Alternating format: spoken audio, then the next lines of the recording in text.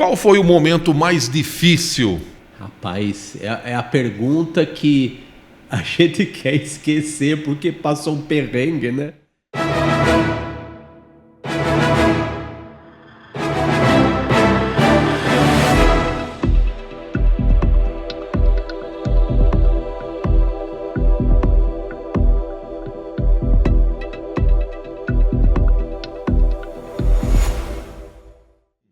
Salve, salve, gente! Estamos chegando para mais um podcast via Piracicaba para você aqui, fazendo valer a nossa audiência e, claro, sempre com o seu carinho, fazendo valer cada vez mais o nosso público.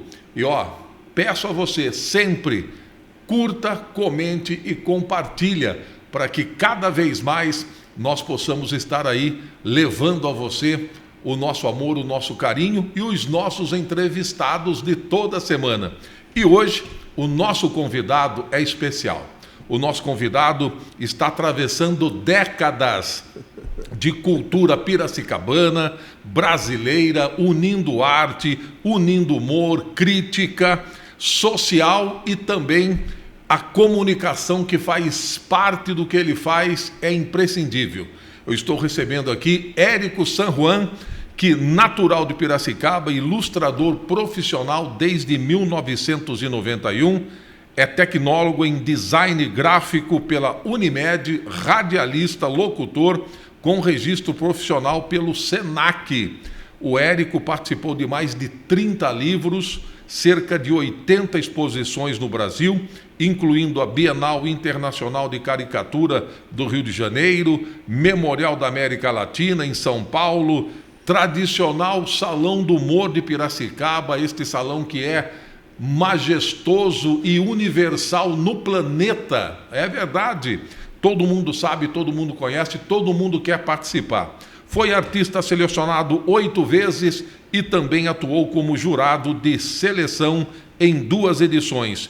Em 2023, levou o traço piracicabano para a televisão nacional ao atuar como chargista convidado no programa Roda Viva da TV Cultura, no episódio com o ministro do Supremo Tribunal Federal, Dr. Gilmar Mendes. É muita coisa, meu Deus do céu. Seja bem-vindo, Érico. Prazer estar com você aqui, Ari. Maravilha. Eu conhecia a sua voz, agora eu estou conhecendo em pessoa, né? Que beleza. Vamos ver no papo se eu sou tudo isso mesmo que você falou. Com certeza. Né? Eu vou assim, eu vou entrar no roteiro, vou sair do roteiro, mas fique à vontade. Aqui a casa é sua. Muito obrigado. Deixa eu só perguntar, o San Juan é San Juan ou San Juan? Como é que se pronuncia? Como é que o pessoal te trata? Então, a gente fala San Juan com R, né? Para efeitos de orientar a turma a falar corretamente. Tá. Né? Mas assim, eu sempre falo, a minha rede social, que é o Instagram, eu sempre soletro assim, com J, né? Érico San Juan. Mas se pronuncia com R, Juan, né? Exatamente. Eu queria, na verdade, Ari, ser um Dom Juan na vida, não São Juan. Mas a vida se caminhou para outro rumo aí. Você é o Dom Juan dos traços, vamos dizer assim. Eu conquisto as pessoas com o meu traço. Exatamente isso. Ô, Érico, deixa eu te perguntar uma coisa. Você começou a ilustrar profissionalmente em 91. Exatamente. Né? O que você pode nos dizer... O que levou você a chegar a esse ponto? Então, a gente sempre começa a desenhar cercado de coisas que nos estimulam, o ambiente e o que a gente vê e o que a gente lê, né? Então, no meu tempo, já chegou a hora de falar dessa forma, né? No meu tempo, o que nos cercava na casa da gente era a televisão, a banca de jornal da esquina, que não tinha só jornal, tinha revistas, né? Sim. Os impressos todos, e tinha os populares gibis, né? Exato. Que a gente comprava baratinho, tanto jornal quanto revista menos barato, mas a gente era muito acessível, né? Então eu lia quadrinhos Disney, que eram publicados pela editora Abril, né? Sim. E também na escola eu comecei a desenhar assim, porque o artista ele tem um desejo eterno, até desde que nasce até a hora que vai embora, de falar, fui eu que fiz, e mostrar para as pessoas. Mesmo adulto de barba branca, a gente continua com esse desejo, né? Então, sim, de criança, a gente mostra primeiro para as populares tias da escola, para o pessoal, os colegas que nos cercam, né, na escola. No meu caso, na escola Honorato Faustino. Honorato Faustino. São Dimas, perto da Exalc, né? Legal. O Érico, você quando começou a traçar aos desenhos, você se lembra qual foi o primeiro desenho que você rabiscou? Que você esboçou? Eu lembro. Até que eu tenho memória boa, viu, Érico? Legal. Que assim, no antigo pré-primário, que nem acho que nem existe mais. No Honorato Faustino, por sinal. Era no final de ano, eu fiz um desenho que eu queria meio que imitar o Tio Patinhas, do Disney, né? Que eu já lia, já sabia ler lá com os meus 6 anos de idade. No final de ano, eu lembro que tinha 2 ou 3 crianças no finalzinho de ano no Honorato Faustino, no pré-primário. Eu quis fazer um desenho que meio que remetia ao Disney. Do meu jeitão, com aquele giz de cera, bem difícil, duro de desenhar. Mas, assim, foi o primeiro que eu me lembro, assim. Que aí virou um personagem chamado Lupe Lupe, com o qual eu fiz dezenas de gibis artesanais que eu mostrava para os colegas. Né? Uma cópia só cada um, né? Coloridos ou não. E aí até 1989, às vésperas da adolescência, eu fiz esses gibis de exemplares únicos com o personagem do meu primeiro desenho, que era o Lupe Lupe. Lupe Lupe. Legal. Agora, dentro do contexto, você moldou o seu humor e precisou sair da cidade para entender, né, o valor da cultura local. Como é que você buscou isso? Como é que você entendeu e enxergou que você tinha capacidade para poder fazer o que você gosta? É assim, é aquela velha história. A gente sai da cidade, mas a cidade nunca sai da gente, né? É um clichê, mas é um clichê muito verdadeiro. Verdade. Assim, eu tive a sorte de começar com o advento da internet, né? Que já permitiu que a gente saísse praticamente do nosso lugar por meio das postagens e por meio do contato com as pessoas via internet, sem sair praticamente de casa. Mas eu também fui muitas vezes a São Paulo para conhecer primeiro os ídolos de desenho e depois virar colega deles, né? Entendi. Ao longo dos anos, né? Então, assim, eu não precisei me mudar da cidade. Vamos dizer que a minha base é aqui, mas eu continuo aqui. A internet permite que o meu trabalho circule pelo mundo inteiro praticamente. A minha trajetória mostra muito isso. Fisicamente a gente mete o pé na estrada, mas pela internet a gente transpõe fronteiras tranquilamente. Né? Legal. O Érico, o seu DNA é piracicabano, com certeza, mas o seu traço, o seu rótulo, ele chegou a ser criado depois ou você foi se adaptando ao tempo? Olha, uma bela pergunta. Porque assim, a gente, como eu falei, cresce rodeado de influências e a gente começa querendo imitar o que a gente gosta. Sim. Então, no começo eu lia os livros, eu não sei se você lembra da coleção Vagalume, que era dada em escolas, com os livros do Marcos Rey, da Maria José Dupré e tudo. E, por exemplo, teve um livro que se chamava... Uma série de livros, aliás, da editora Ática, que publicava essa coleção, livros infantis do Cachorrinho Samba. A Maria José Dupré, autora do Cachorrinho Samba, era autora do Éramos 6, que foi adaptado muitas vezes para novelas, né? Sim. Então ela fez o personagem infantil dela. Aí eu, com a cara de pau, já desde criança, e meio rebelde, assim, eu falei, não gostei desse livro, eu vou fazer um que eu goste. Aí eu fiz artesanalmente um livro, em vez de ser um cachorrinho, eu fiz um livro com um dromedário amarelo. Eu não sei de onde eu tirei essa doideira aí, mas eu fiz o que eu queria fazer. Eu melhorava, vamos dizer que se eu não gostava, eu fazia do meu jeito as coisas. E eu acho que assim você vai criando uma identidade por meio da sucessão de vontades que você realiza. Uma delas foi esse livro com esse personagem dromedário amarelo, que por sinal morava em Maceió. Nossa. Eu escrevi o manuscrito inteirinho de um livro, acho que de umas 50 páginas. Esse e mais 2 livros, né? E eu fui ao longo do tempo fazendo personagens também, né? Que era o que eu gostaria de ver. Já que ninguém fazia do meu jeito, eu fazia. Então é como eu falei, uma sucessão de vontades que viram realizações, com personagens próprios, com tirinhas, com quadrinhos, depois com caricaturas de pessoas que todo mundo conhece, né? Então é muito a questão de querer fazer do meu jeito. Eu queria melhorar o que eu via. É uma pretensão danada, mas isso com o tempo vira estilo, né? Sim. Ô Érico, você falando aqui, eu estou perguntando para mim mesmo, é difícil você fazer a caricatura e a pessoa que está sendo desenhada gostar da caricatura ou não?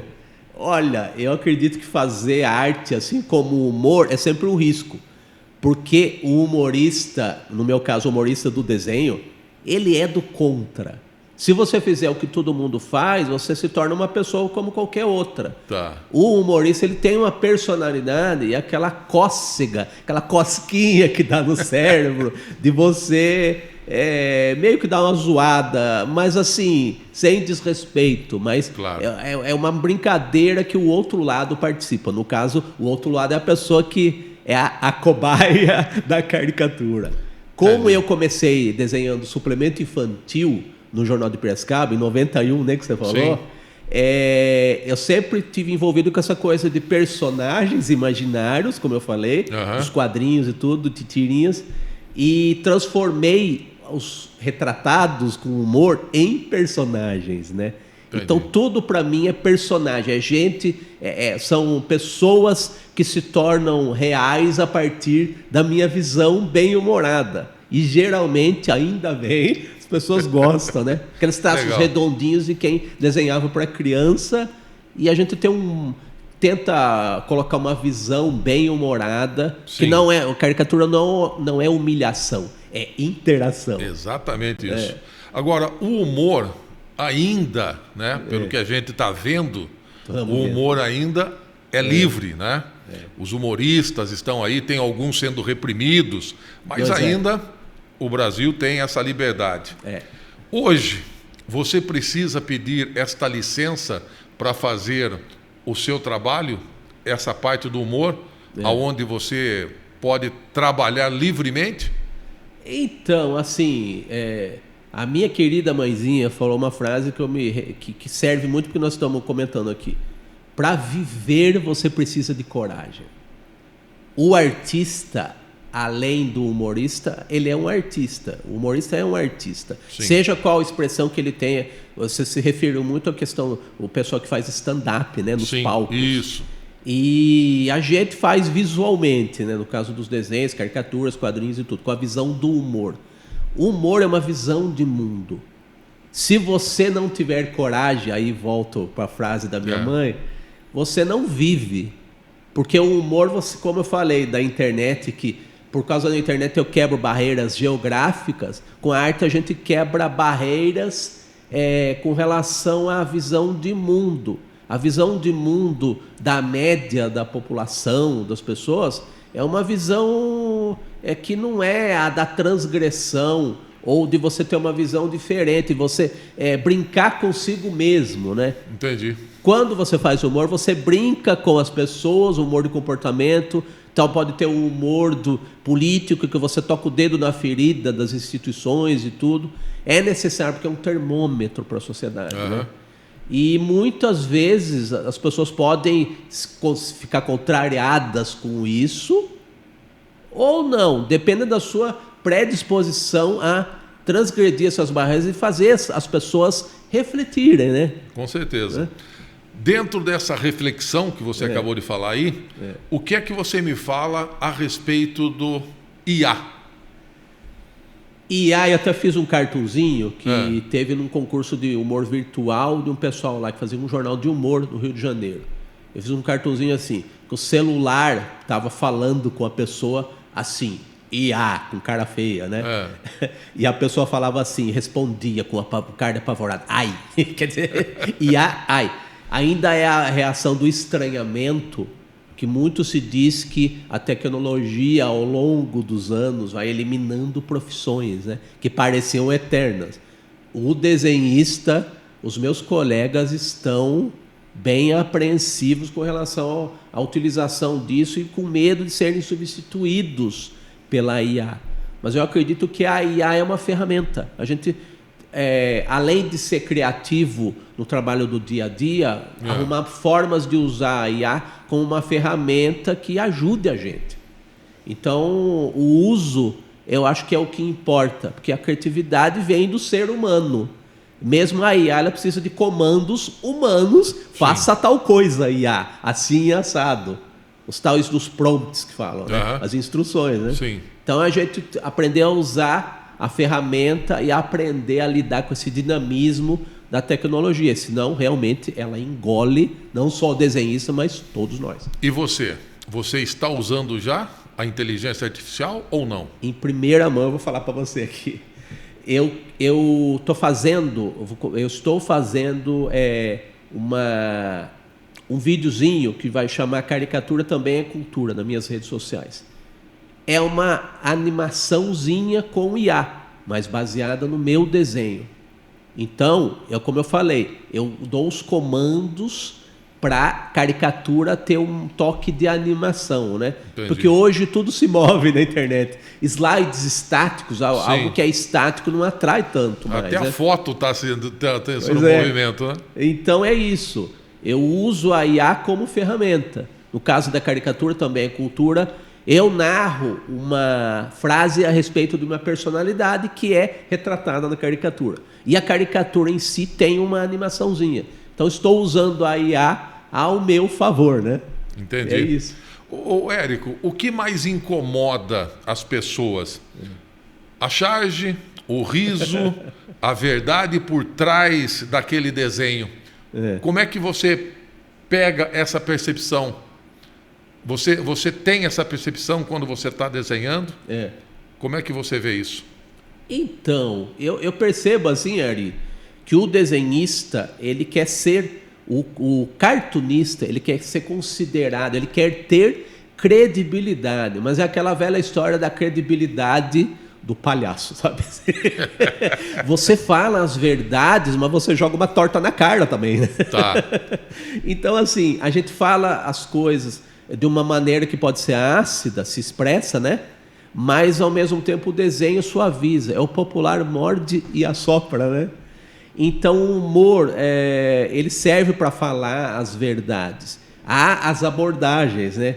Pode ter uma abordagem mais suave no desenho, mas a mensagem é uma cacetada, né? Sim. E tem as abordagens mais... o desenho agressivo pode ser a mensagem mais de uma maneira mais suave. Hoje, você já rompeu divisas? Você já saiu do Brasil levando o seu trabalho lá para fora? Olha, o trabalho saiu. Mas você? Eu ainda não. Mas assim, como a internet dá essa possibilidade para a gente do trabalho ir, às vezes a gente dá uma preguicinha, você acaba não indo, né?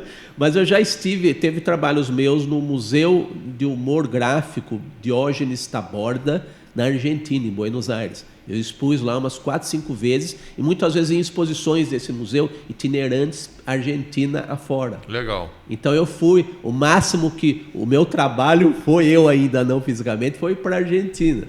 Tá. Então, é uma fronteira aí que a gente rompeu, né?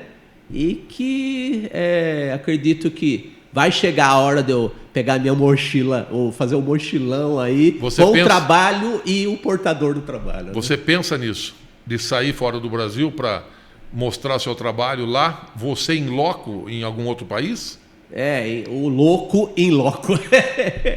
Eu penso, precisa ter alguma oportunidade que me leve a isso, né?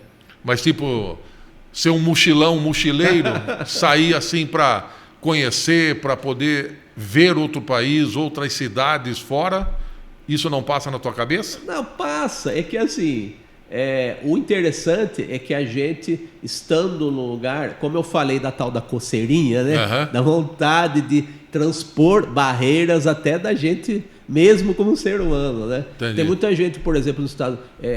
tem um episódio aí que tem a ver com isso. Uma vez eu fui fazer caricaturas na chácara, no aniversário de alguém lá da família dos Dedini, né?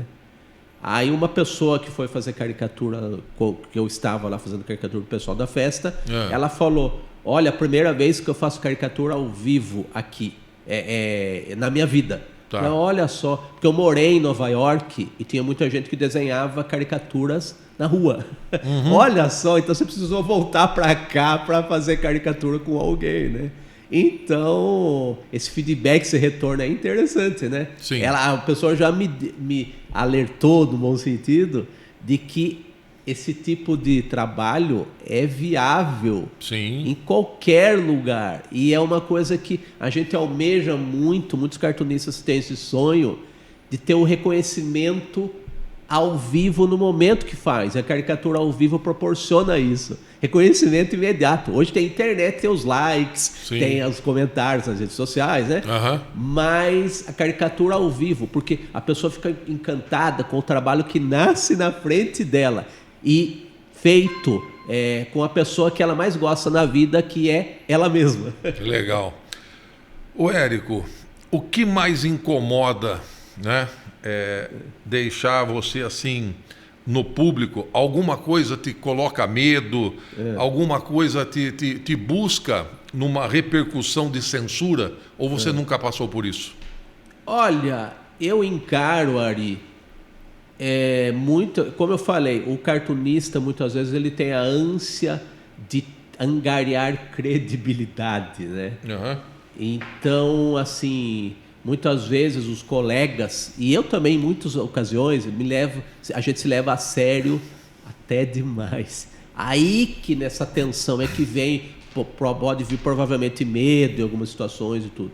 Mas eu quero acreditar que eu preservo o meu sentimento lá de quando eu fazia os gibizinhos lá na escola Honorato Faustino. De brincadeira. Eu encaro isso como uma brincadeira, porque é muito gostoso. E como eu falei da caricatura ao vivo, ainda mais se for frente a frente para uma pessoa que vai reconhecer o seu trabalho de imediato, né? Então é uma brincadeira.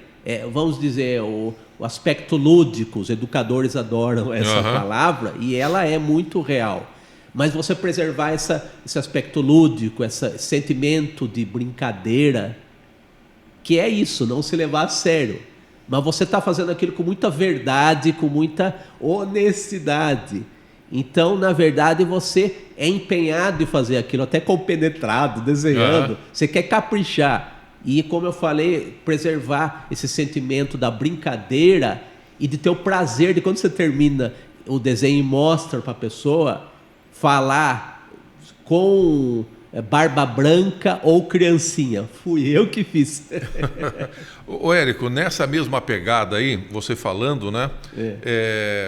Legal, tá tudo certo, mas dentro de você, quando você está ali, você e o papel e os teus pincéis, o teu lápis, enfim, você está ali desenhando, rabiscando, fazendo um esboço, a hora que você termina aquilo ali, você olha e fala, se eu colocar isso daqui, vai dar caca.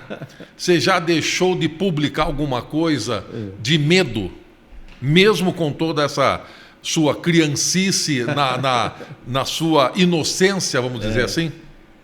De certa maneira, a gente preserva também a inocência, né? Mas, assim, muitas vezes a cara de pau, o ímpeto, o impulso de mostrar, às vezes é mais forte que a prudência. Porque o humor, realmente, ele rompe limites, né? Sim. Então, você tem que ter, como eu falei, uma predisposição. E é também uma questão de personalidade de cada um, né? Você quer ver um exemplo? Que é uma coisa que até é risível hoje em dia. Dá para rir, que nem tem a ver com política, mas tem a ver com uma questão da transgressão. Eu ilustrei... O meu primeiro trabalho na carreira foi as ilustrações do suplemento infantil, do antigo suplemento infantil do Jornal de Piracicaba, o Jornalzinho, que eu lia quando era criança e depois eu vinha ilustrar esse suplemento. Que legal. Aí, não sei se no primeiro ou no segundo ano que eu estava no jornal, ilustrando o Jornalzinho, eu fiz uma capa de Natal com uma pessoa falando para outra que não acreditava em Papai Noel. Então você está rompendo um limite assim. E depois eu soube que as mães ficaram enfurecidas, ligando pro jornal. Como que pode? Tipo, você estragou a infância da minha criança, né? Então é um exemplo do que o humor pode proporcionar. Se você quer ficar confortável, você não vai cutucar. A gente tem a ânsia de cutucar, de falar as verdades, pode ser de uma maneira branda, mas você está falando algo que não vai agradar. E é um paradoxo, porque ao mesmo tempo que você faz arte porque você quer reconhecimento, você é aquele espinho que fica futucando, né? Sim. Você vai agradar, mas muitas vezes você vai desagradar. Você está mexendo com valores das pessoas com certeza. E com as verdades delas, né? Sem dúvida. Ô, Érico, como é que foi desenhar ao vivo por uma rede de televisão em rede nacional? Que você esteve no Roda Viva, da TV Cultura. Como é que foi? Como é que você chegou até lá? Então é o seguinte, dentro das minhas andanças aí, a gente a vida inteira sempre faz parte do trabalho da gente buscar espaços para expor, e também, de acordo com o avanço da tecnologia, as janelas vão se abrindo e vão mudando. Umas se fecham, outras se abrem, nos mais variados modos aí, né? As mídias vão se alterando e tudo. A minha busca por espaços na internet está fazendo 10 anos que havia programas na nascente Rádio com Imagem na Jovem Pan News, lá que hoje é um canal de cabo, né? E a rede de rádio que a gente conhece. Havia um programa lá, nascente lá, que já estava sendo transmitido no YouTube, meio nos moldes dos podcasts de hoje. Se chamava Radioatividade, uma espécie de revista todas as tardes. Uma jornalista que tinha sido da Jovem Pan, Madeleine Lasco, e depois o Carlos Aros, que hoje é diretor de conteúdo da Jovem Pan News, eles apresentavam esse programa de uma maneira descontraída. E já havia esse molde da mesa meio podcast e esse telão, né, no estúdio. Aí eu vi que eles tinham uma dinâmica de se brincar um com o outro, assim, de se zoar, né? Aí eu falei, olha, eu vou mandar uma caricatura desse povo aí. Se eles são assim tão bem-humorados, acho que eles topam. Eles vão topar. Vão topar. Aí eu mandei, eles começaram a exibir não só o meu primeiro trabalho, mas vários. E sempre citavam o meu nome e tudo. Legal. A ponto de eu ser chamado no final do ano de 2016... lá para a Jovem Pan para desenhar ao vivo aos moldes do que o Paulo Caruso fazia no Roda Viva. Eu fiquei uma tarde no programa lá, nos estúdios da Jovem Pan em São Paulo. Aí, a partir disso, conheci outras pessoas, outros jornalistas lá, né? Aí, depois veio o programa 3 em 1, que já a Vera Magalhães tinha sido contratada para ser uma das comentaristas do programa. E quem conduzia o programa era o Patrick Santos, que era, então, gerente de jornalismo. 2017, 2018. Já passou um pouquinho de tempo, né? E aí, ele saiu da rádio e fez um livro, 45 do Primeiro Tempo. Só que, claro, ele ainda tinha contato com os colegas e tudo. E eu ilustrei esse livro, porque eu conheci eles todos nessa época aí, né? Aí ele me convidou para ilustrar um livro dele, o primeiro livro dele. Eu fui lançar o livro com ele em São Paulo, na extinta, infelizmente, Livraria Cultura. E aí o que acontece? Eu sugeri para ele, viu, Patrick, no mesmo dia que eu for aos autógrafos, né, na Livraria Cultura, o que você acha? Eu vou sugerir para o pessoal sugere lá, você conhece o pessoal do 3 em 1, aproveita a minha ida a São Paulo, já que eu mandei trabalhos, eles me conhecem, né, agora na rádio, vamos fazer uma tarde num programa 3 em 1 ao modo Paulo Caruso, desenhar ao vivo no estúdio. Joga a ideia para eles lá, o que você acha? Ah, boa. Aí eles toparam, aí eu fui no 3 em 1 ao vivo, já com a Vera lá na bancada, desenhar ao vivo. E horas depois eu fui lá lançar o livro com ele, né? Com as minhas ilustrações, o livro do Patrick. Aí esse contato mais a fundo foi nessa ocasião. Aí alguns anos depois a Vera foi pro Roda Viva e me mandou um zap. Quando, infelizmente, Paulo Caruso faleceu e foi instituído um rodízio de cartunistas. No dia seguinte ao sepultamento do Caruso, tinha que preencher a vaga dele de alguma forma, né? Entendi. Aí ele me mandou um zap, a Vera me mandou um zap. Que legal. Você não quer participar do rodízio? A gente teve essa ideia. Aí vários cartunistas, eu entre eles, participamos do Roda Viva, honrando a memória, tentando honrar a memória do nosso querido Paulo Caruso. E você deu tanta sorte que o seu desenho era para ser aí colocado junto do ministro Gilmar Mendes. É isso? Exatamente. Foi num programa onde o ministro Gilmar Mendes, do STF, participou, né? Como o centro da roda. Né? Exatamente.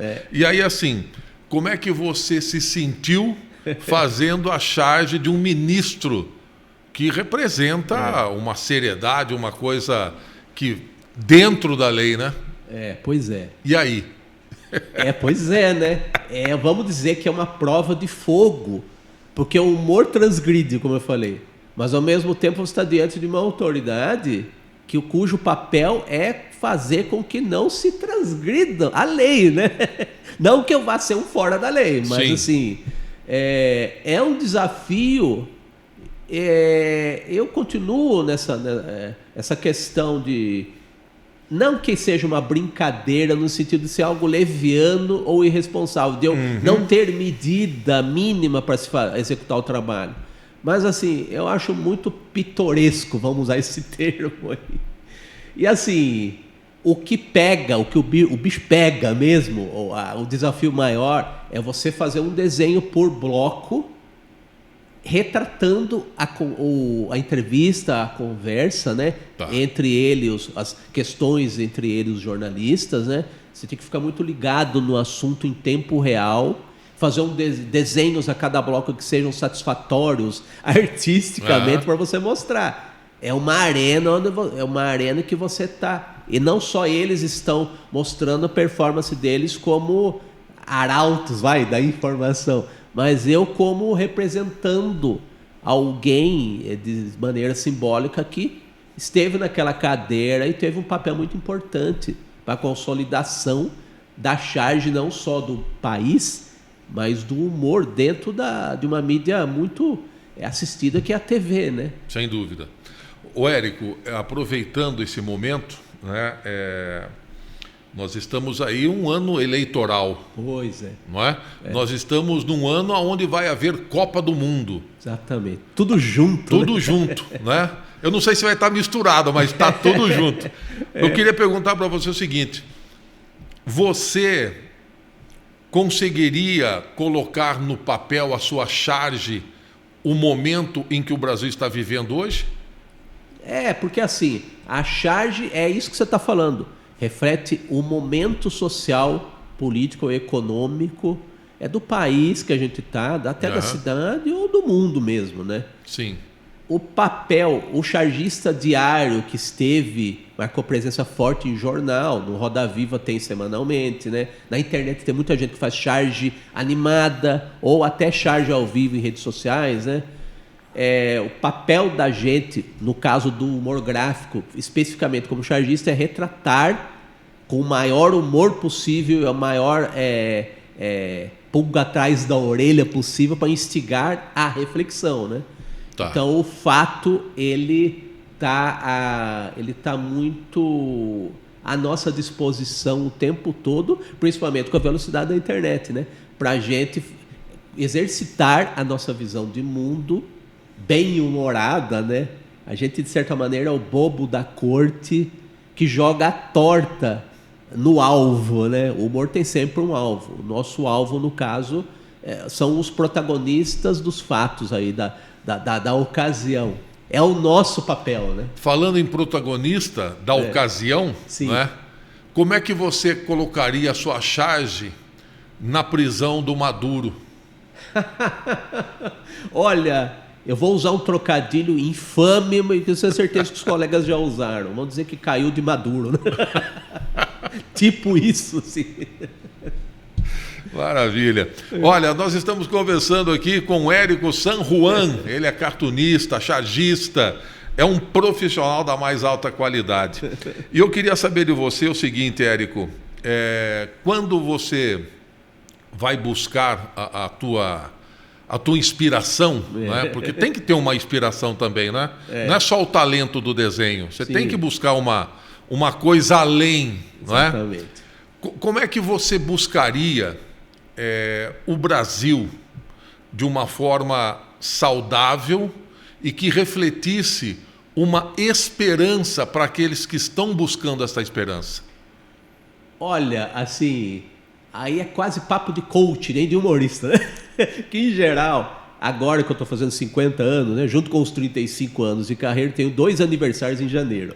35 anos de carreira, eu comecei lá no Jornal de Piracicaba com 15 anos. Né? Você era um menino. Um menino, né? A gente tenta continuar, mas a barriga e a barba branca não deixam, né? Simbolicamente, pelo menos, né? Sim. Mas assim, o humorista, ele é um cético, ele é até um pessimista. Só que eu acredito que a gente não se deve, uma visão pessoal, até contrariando um pouco essa coisa de contrariar mesmo, né? Eu acredito que a gente contrabalançar a reflexão com um certo otimismo, né? Eu acho que estar vivo é o maior presente de Deus, sabe? E assim, eu diria assim, a mensagem de esperança, quase um coach, né? Que eu não sou, mas eu diria que a esperança é a única que não morre. Legal. Muito bem. Eu queria saber de você o seguinte: existe diferença entre você fazer o seu trabalho, o seu humor, a sua charge no papel, na TV ou para a internet? Existe uma diferença? Tem uns traços que faz a diferença nisso aí ou não? Olha, muda sim, viu, Ari? Porque é o seguinte, eu vim do impresso. O impresso, você está acostumado, lembra aquela imagem do café da manhã, que você pegava aquele calhamaço de jornal? A gente é desse tempo, né, Ari? Exatamente. Tinha um tempo para você digerir não só o pãozinho, o filãozinho ou o café, mas os assuntos do jornal, que você lia de cabo a rabo, né? Sim. Os jornais também não eram algo que você lia em 5 minutos, né? Então há o tempo para você realmente digerir a informação, né? E isso entra a charge, que geralmente os jornais tinham esse espaço privilegiado para o humor também, que junto com os editoriais da página de opinião, era a opinião do dia do cara da imagem, né? Que no caso é o chargista. Sim. Mas assim, a charge, tanto quanto qualquer manifestação de humor, ela é muito ligada a provocar o riso, para mim, em primeiro lugar, mas você realmente dá esse cutucão e questionar as verdades absolutas. Então, você falou com relação a se muda de acordo com a mídia que o desenho é exposto, né? Por exemplo, eu citei aqui, o caricatura também é cultura, que eu estou começando a fazer. Eu fazia um quadro em que eu apresentava caricaturas, a minha cara, eu falando. Um perfil, por exemplo, do Tom Jobim. Tipo, falava brevemente do Tom Jobim, mostrando na câmera, eu falando, e no final apresentava a minha caricatura do Tom Jobim com uma frase dele tirada de alguma entrevista, né? Então isso aí é um quadro que eu apresentei num programa lá, num podcast lá de São Paulo, um parceiro meu, chama Fernando Vítulo. Fernando Vítulo, ele fez parcerias com o Heródoto Barbeiro, que você conhece, o famoso jornalista, Sim, que foi do Roda Viva também, da TV Cultura, da CBN. Então esse Fernando, eu tenho parcerias com ele, ele tem com o Heródoto e eu tenho com ele. No programa de entrevistas dele eu fiz esse quadro, Caricatura Também é Cultura. E agora Caricatura Também é Cultura, eu estou fazendo ao modo rede social, que você vê as coisas em 5 segundos.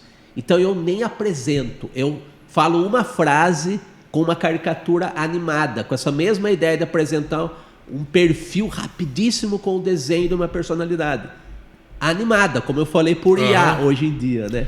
Então eu já tenho a narração, entendeu? Tem recursos multimídia que não é só o desenho estático que você via lá no café da manhã, no jornal que você lia, né? Então eu pego muito essa questão da comunicação e tento me adaptar às mídias atuais. E é divertido, porque falar é uma delícia, você sabe disso.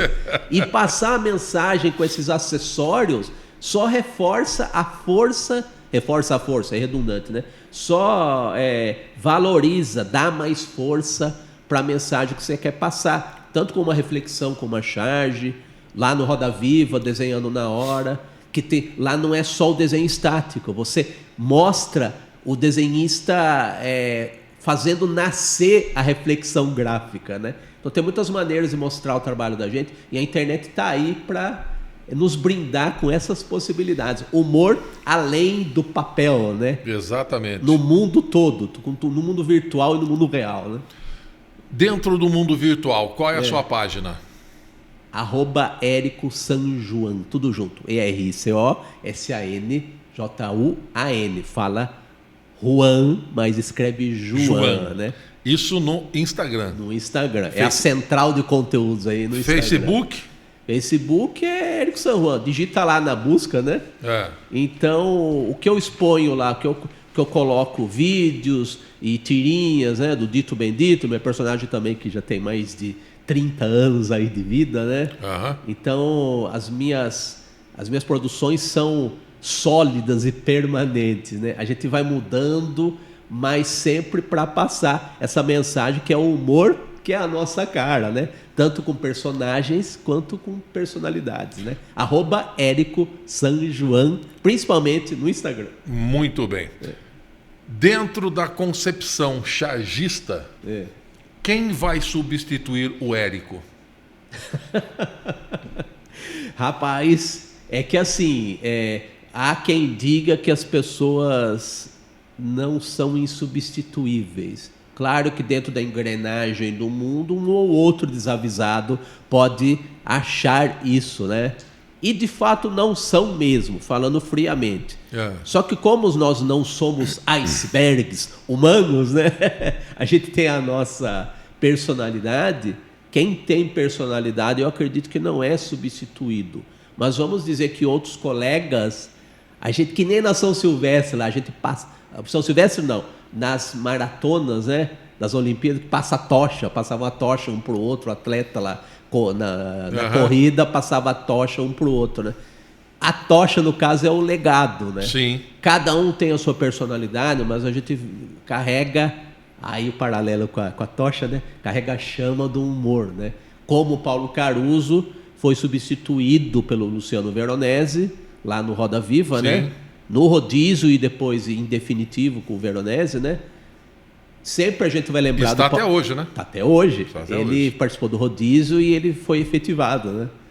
E assim, o humor, seja para quem estiver o exercendo, nunca morre. Porque a arte nunca morre. Dentro do conceito, né? Você acha que a charge ainda ela tem força como ferramenta jornalística, ou ela está perdendo espaço devido aos produtos digitais? Então, a charge ela foi para a internet, né?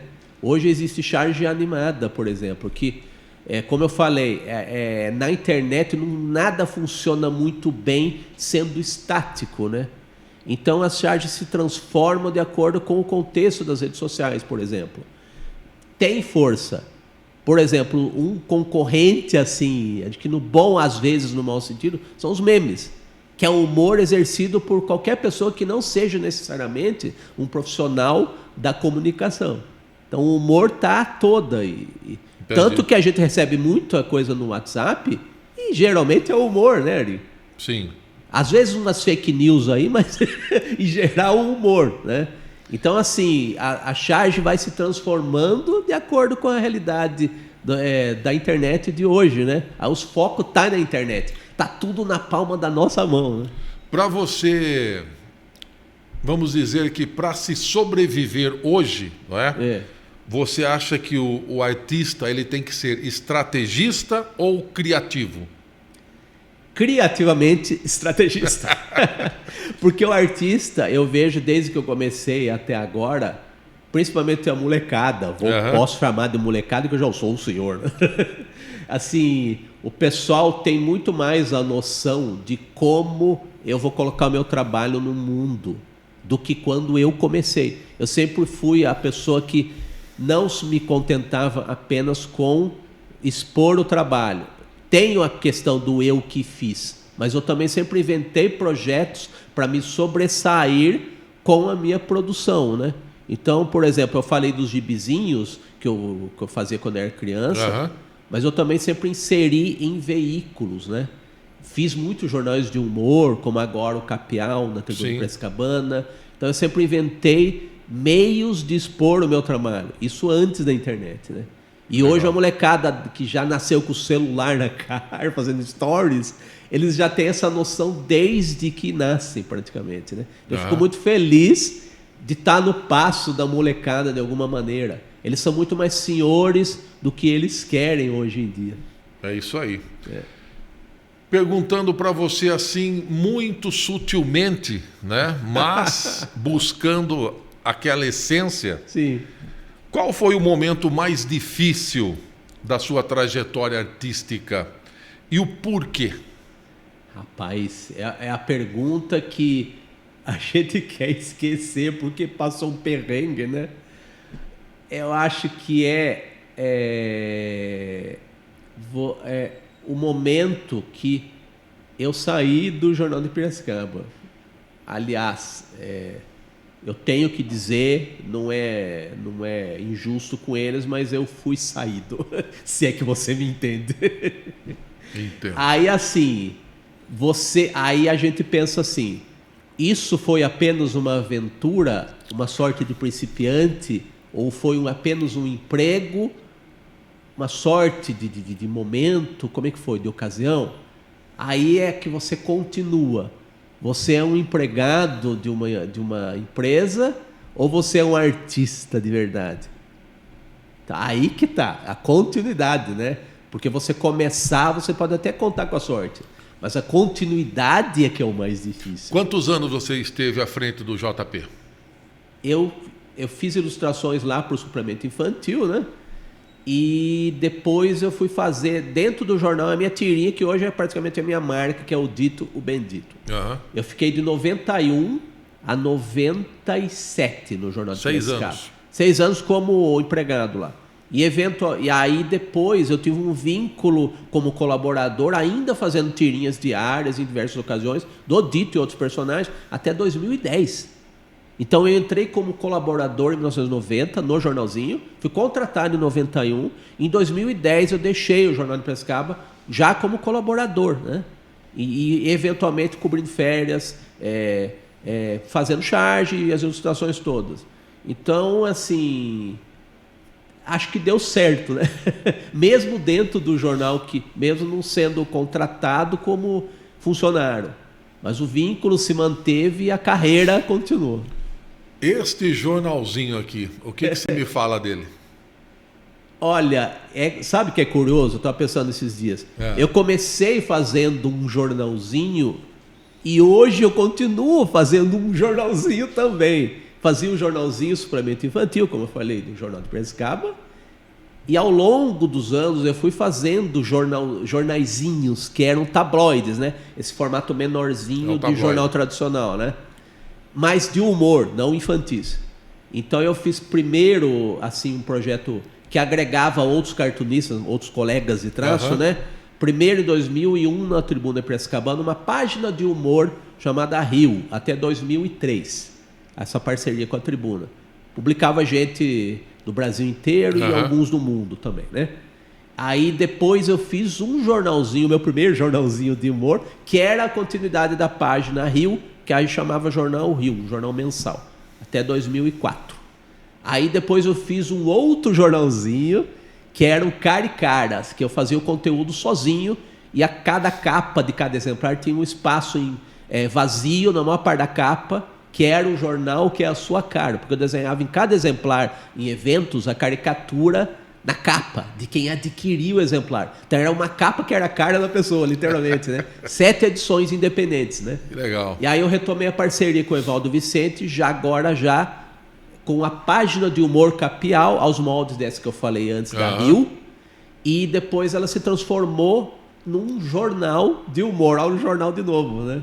Sim. Então aí é uma maneira, como eu falei, e agora já num contexto diferente, em tempos esmagadoramente digitais, né? Como fazer jornal impresso E praticamente, infelizmente, nem tem mais jornal direito, né?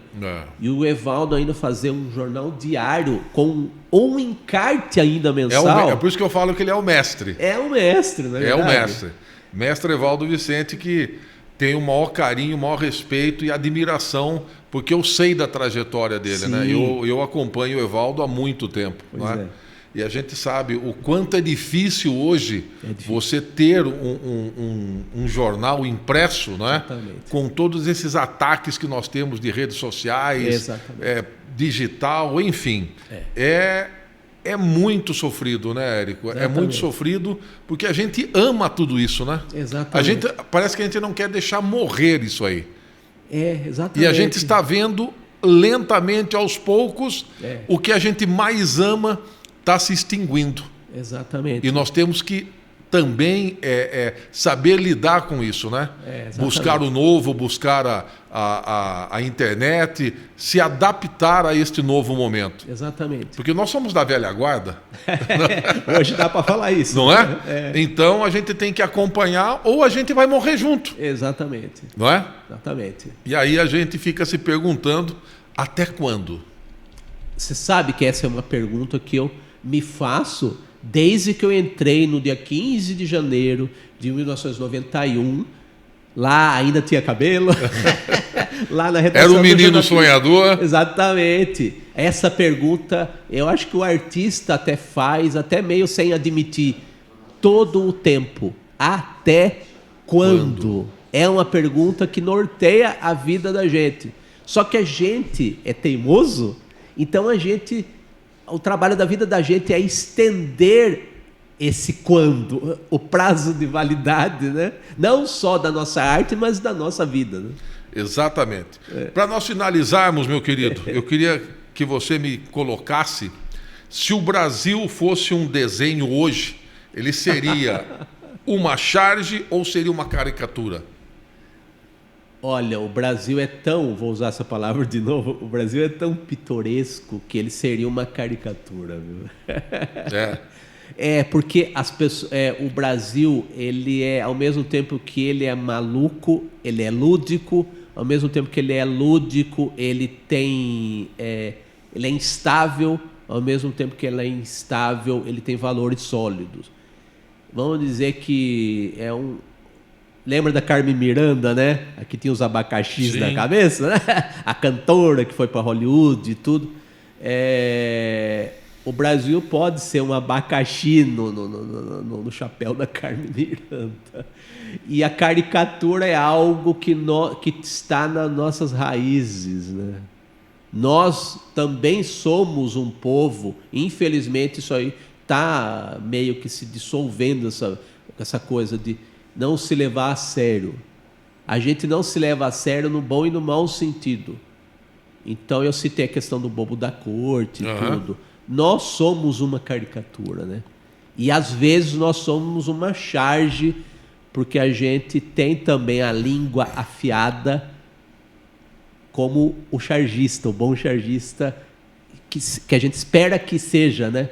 Vamos ficar na caricatura, né? O Brasil é uma caricatura de si próprio, no bom e às vezes nem tanto também, no bom sentido, né? Para a gente finalizar de vez, qual conselho você daria para quem quer viver de arte, principalmente da sua arte?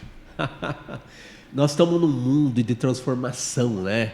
Então hoje é um conselho muito mais difícil do que eu daria talvez para mim mesmo quando eu comecei. O mundo era analógico, né? Nós viemos de um mundo analógico. Sim. Hoje é um mundo digital. Eu diria o seguinte: tente sobreviver para você viver, porque viver é o chantilly, é a cereja do bolo da sobrevivência, que é algo duro, é difícil, a gente sabe disso, né? Como a minha mãe falou, a vida não é fácil, a vida não é fácil para ninguém. Sobreviva para você desfrutar da cereja do bolo, que é viver. Aí da sua vida você vai fazer o melhor que você puder no ofício que você tiver, né? Então sobreviva e desfrute da vida. Muito bem.